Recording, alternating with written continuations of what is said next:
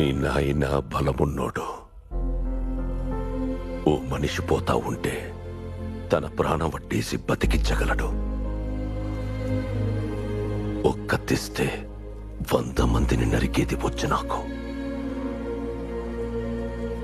చేయిచ్చి ఒక మనిషిని బతికించేది రాదు మీ నాయనలా. మీ నాయన గొప్పోడని చెప్పడానికి బతికున్న నా సెల్లులు చాలదు. మా ఇంట్లో ఉన్న నవ్వులు చాలవు. ఈ ఇంటికి కట్టిన తోరణాలు చాలవు. ఈ పేపర్లే రుజువైతే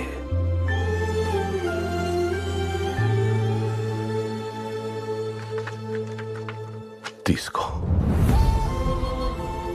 ఇది నా దయ కాదబ్బా, నీ హక్కు. నా మంచితనం కాదు, మీ నాయన గొప్పతనం.